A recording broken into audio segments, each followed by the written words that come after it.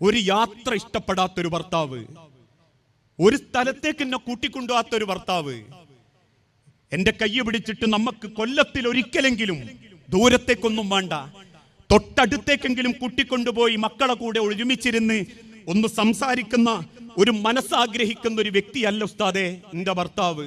പൈസ ഉണ്ടാക്കണം, ഉള്ളത് സമ്പാദിക്കണം, വെറൈറ്റി ഫുഡ് വാങ്ങി കഴിക്കണം, ഉള്ളത് ജീവിതത്തിൽ കുടുംബത്തിലും പുരമലും കയറ്റണം, വാഹനം ഇങ്ങനെ ഇടക്കിടക്ക് മാറ്റണം, ഐഫോൺ മാറ്റണം. ഈ ഒരു ചിന്തയല്ലാതെ ഒന്നിങ്ങനെ കൂട്ടിക്കൊണ്ടുപോകാനും ഒരുമിച്ചിരിക്കാനും മനസ്സാഗ്രഹിക്കുന്ന ഒരു പെണ്ണ് വീട്ടിലുണ്ടെങ്കിൽ ആ മനസ്സ് കാണാത്ത ഭർത്താക്കന്മാരും കുറ്റക്കാരാ. വേദനിച്ച് ജീവിക്കുന്ന എത്ര ഭാര്യമാര് നമ്മൾ അടുത്തുണ്ടെന്ന് നമ്മൾ ചിന്തിച്ചോക്കണം. ഒരു ചായ പോലും വാങ്ങിക്കൊടുക്കാത്തവരുണ്ട്. നിങ്ങളൊന്ന് ചിന്തിച്ചു നോക്കൂ. ഭാര്യമാരെ വലിയ സൈക്കോളജിയാണത്. ഇത് ലോകത്താരും പഠിപ്പിച്ചല്ല, അള്ളാന്റെ ഹബീബ് പഠിപ്പിച്ച. അതുകൊണ്ട് ആ കയ്യിലുള്ള ഒരു കാരക്ക കഷണം കിട്ടുമ്പോഴേക്ക് അള്ളാന്റെ റസൂൽ